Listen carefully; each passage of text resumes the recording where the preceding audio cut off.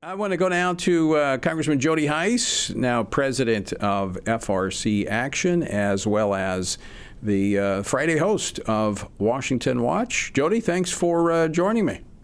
Great to be with you, Tony. What an amazing day. I hope you got a little sleep last night. Not yet. Plan on getting some tonight. Yeah, I hope so. All right, let's talk election integrity and how significant of an issue that was in this election. This is something you've been working on.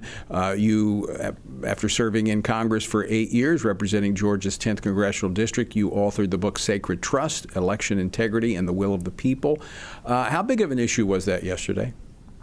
Well, it was a big issue that in many states across the country that it's largely been resolved. And yesterday was kind of the test market to see just how much progress has been made in the area of election integrity. And, there are two things, Tony, that I think really stood out to me in this regard.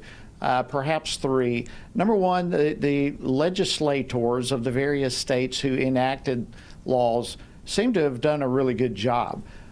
Secondly, the boots on the ground, the eyes on the ground, the people who were alert to potential problems were everywhere.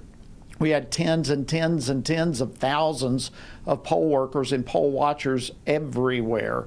And that makes a difference. When people are looking and people know they are being watched, the likelihood of shenanigans taking place drastically decreases.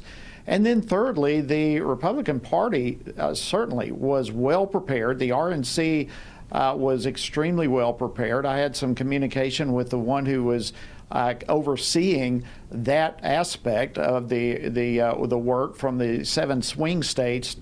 And he said, look, we had some issues that arose immediately. We were on top of them. Every one of the issues were resolved in the 7 swing states in a short period of time, and things were able to take place. So, the election integrity issue was a massive concern with people, as well it should have been going into this election. But I overall was extremely well pleased with how things seem to have gone, and it appears at least we're having very little questioning of the outcome of this, unlike the previous. Yeah, I think as we heard going into it, too big to rig, and that's what we were encouraging people to show up and vote and swamp any type of shenanigans that might be done. But as you pointed out, some of the early polling, in fact, some of the polling from George Barna that was saying Christians didn't want to vote because they didn't think their vote would be counted or it would be nullified because of illegal voting.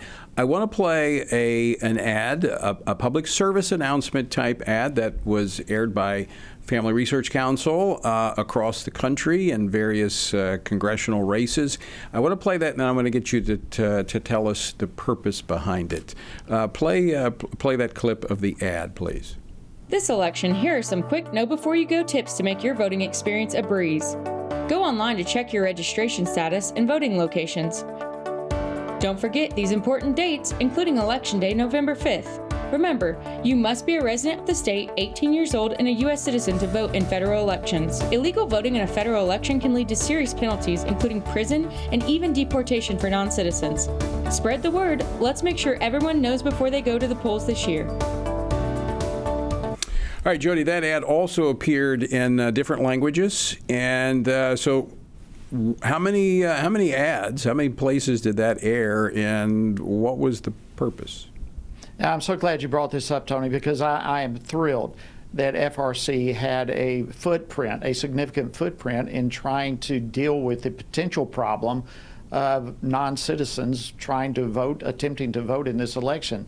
That ad aired in multiple places across the country. In fact, we saw over 25 million of those television ads in different places, encouraging people to get out the vote, but at the same time, in a polite sort of way, informing non-citizens that it is a federal crime to vote in a federal election, and there are consequences potentially for doing so. And we over 25 million of those. And Tony, what's remarkable to me is we had over 25 million who actually viewed those ads in full, and so they saw it over and over and over again. And I guess we'll probably never know the full extent, but I can't help but think that had some impact in communicating to some individuals that, look, it's not worth the risk if I'm not a citizen to vote in this federal election. So Well, very proud of FRC. While at the same time encouraging others to turn out and vote because it is a civic duty. We touched on this with Matt Carpenter a little bit earlier, but FRC Action PAC enjoyed a pretty good night. Unbelievable. I don't know, Tony, that I've ever been a part of an organization that has had the success that FRC Action had with the members and candidates that we endorsed. To this point, we have one outstanding, but apart from that one, 100% of the individuals that FRC Action endorsed actually won. That is remarkable. And Tony, what that says to me is that the biblical values are winning issues. They're not only the right issues, but they are winning issues. And when people stand up for those things, and they do so publicly and unashamedly, there's benefit behind it. There's blessings behind it, and not only attracting people to vote for you, but I can't help but believe that the favor of God is upon individuals largely in many respects as well. But we were thrilled with the stunning outcome of that 100% that FRC Action had with those whom we endorsed. Well, and you should know the impact of that because you were a FRC Action endorsed candidate as well when you were in Congress because of your 100% record on those issues. And they are winning issues, and they're foundational issues. And I commend you and congratulate you on spearheading that effort and the success rate. Phenomenal.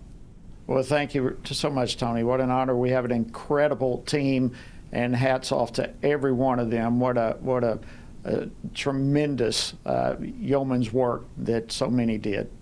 And now we roll up our sleeves and go to work. Got a lot of work ahead of us to turn this nation back to God. So we're going to continue to advocate for those policies and principles. Jody Hice, thanks for joining us. Thank you, Tommy.